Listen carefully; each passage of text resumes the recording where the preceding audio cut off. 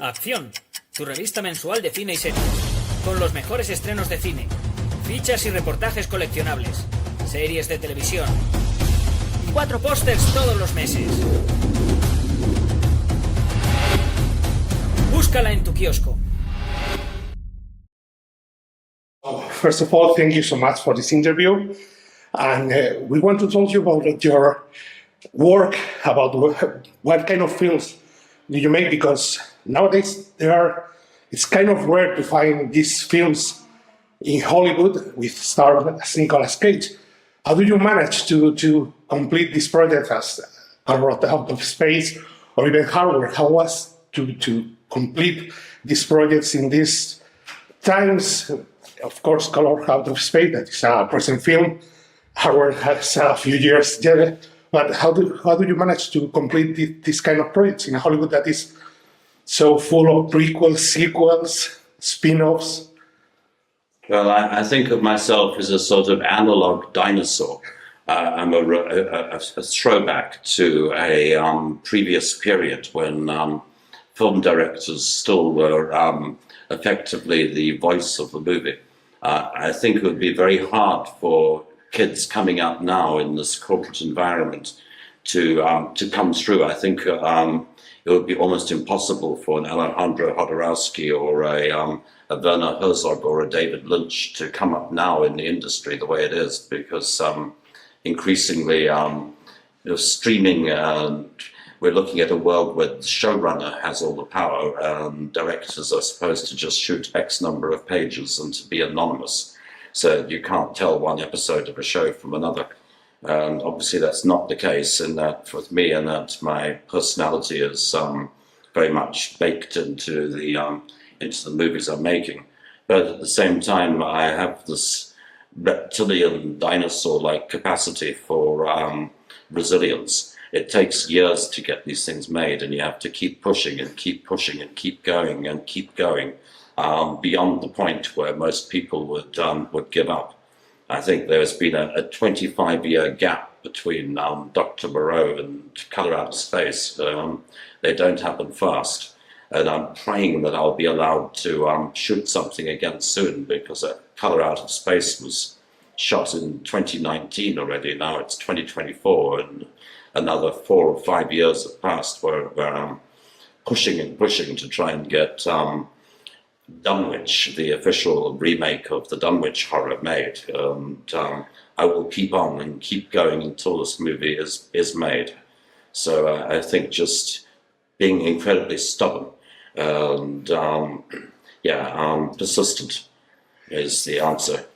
And talking about Color Out of Space, a movie that was shot in 2019, how was all the pandemic thing around? Because a lot of films were delayed and we have to wait until the film theaters were open. How was that for you, for a project like this, that it's not a huge budget Hollywood film? Well, of course, everything that happened after we completed Color Out of Space was far worse than anything we could have imagined, in that just as we released the movie, the COVID pandemic started, and this completely screwed up the film's release, so it was unable to really play in cinemas. And also we weren't able to get the movie into a lot of festivals. It hardly ran in competition anywhere. Even in Sitges, the film ran late night out of competition, so we were unable to really enter the film into contests pretty much anywhere. And the film did become one of the most watched movies on Netflix during the COVID pandemic. But none of us on the creative side of the movie have seen any revenues from that. So it's cold comfort. I'm glad that the audience have caught up with it. But certainly the sensation I had was that the whole of planet Earth was starting to spin out of control, as if H.P. Lovecraft had somehow prophesied what was happening. It wasn't just the pandemic.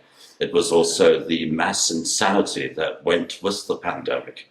in that the whole world seemed gripped by an outbreak of psychosis and paranoia on a level that I've never seen before. Everyone attacked each other.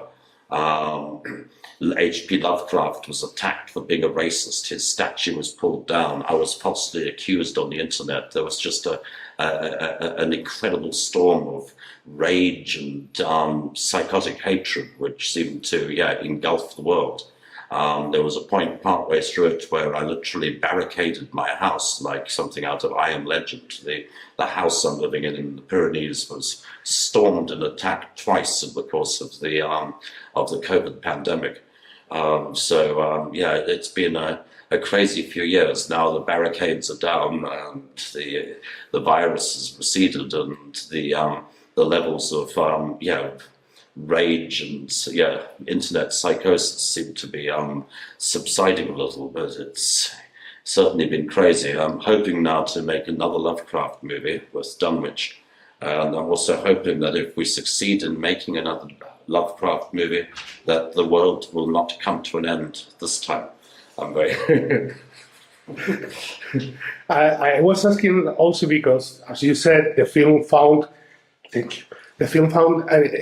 new life on the screening. But watching it, I had the feeling that it deserved to be watched on a huge screen. The use of the color, the visuals, so incredibly beautiful. And I had the feeling that this film was meant to be on a huge screen, right? Yeah, and particularly not just the visuals, but the sound, because we used ultrasound and infrasound. The sound mix pushes into forbidden areas on the channels, so it really helps to have a good surround sound system in the cinema. At home, I would advise people to turn it up because it's got a very trippy sound mix. And you mentioned language, of course, this Color of the Face, Lovecraft, H.G. Wells. So many adaptations. What has a story need to be interesting for you to take it to the screen?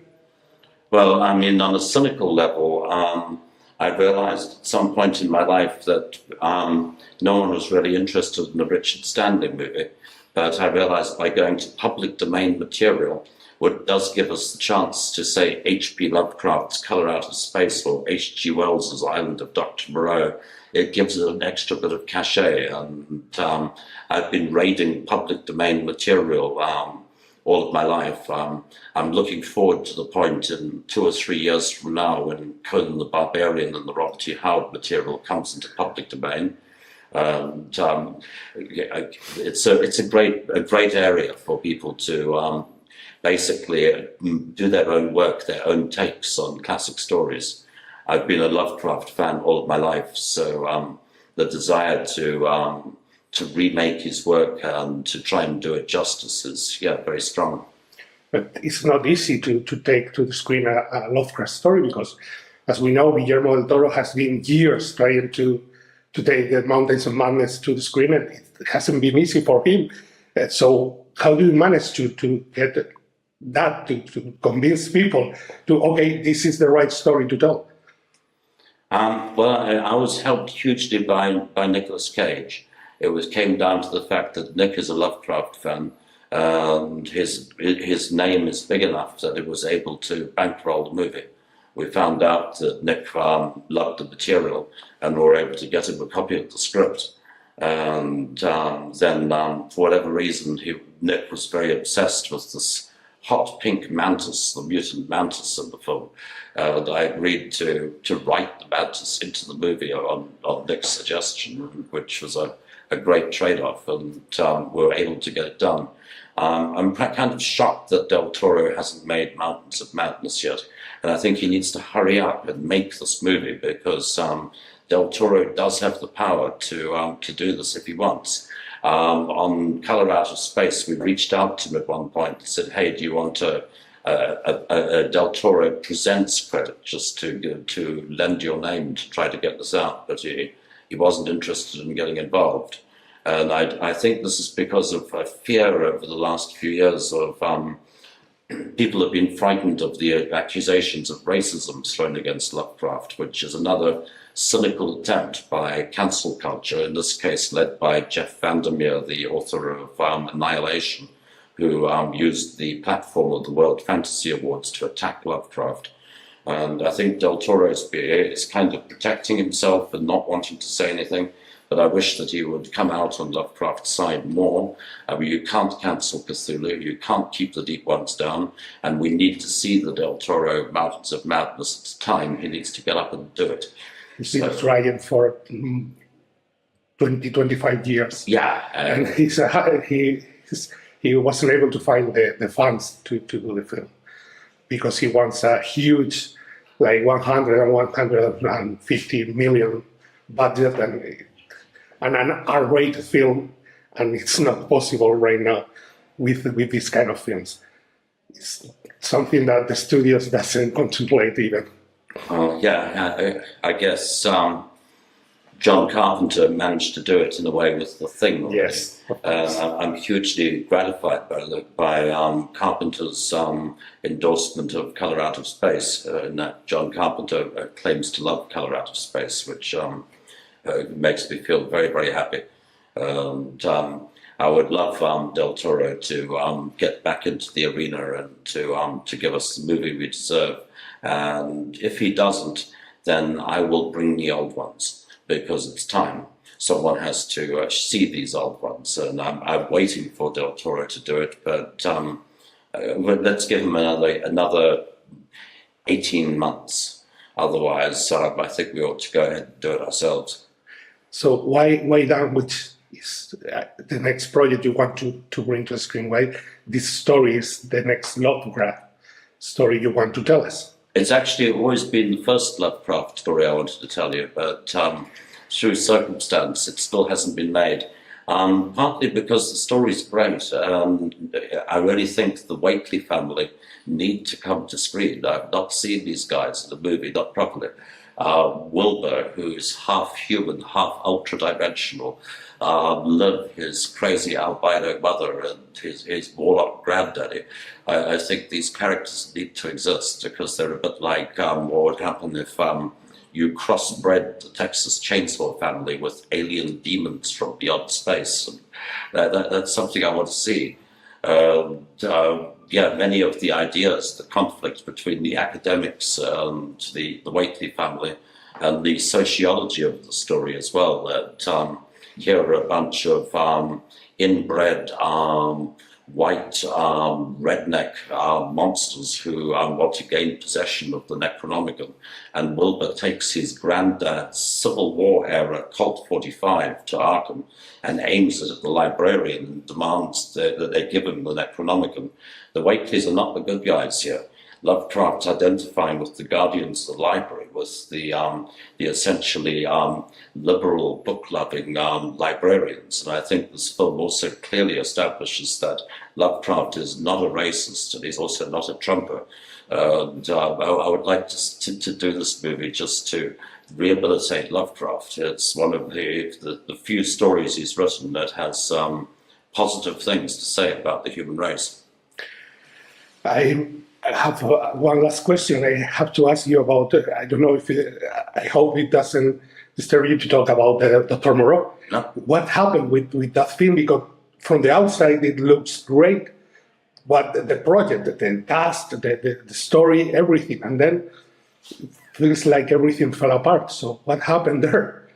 Well, the events on the island of Dr. Moreau are too many and crazy to unpack now. I mean, much of the story is told in the film Lost Soul, but effectively I progressively lost control of the production, and that was through a series of circumstances that I had absolutely no ability to change.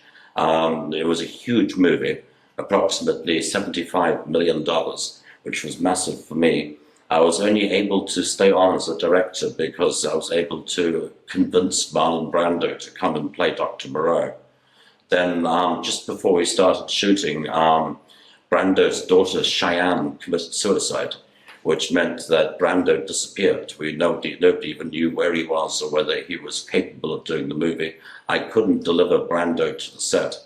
And as a result, the company no longer needed me. They weren't interested in the Richard Stanley movie. They wanted a Marlon Brando movie. They didn't have one. So suddenly they had a Val Kilmer movie instead, because Val was the next biggest person standing around after Brando left. And Val had his own ideas about what direction the movie should be going in. So, and on top of that, Hurricane began, which just made it more difficult. I lasted about 3 days on the movie. But then famously, I ended up getting trapped on the island and ended up re-infiltrating the movie in the form of a dog, thus going this full arc from being the... effectively, I started as the reader of H.G. Wells's book.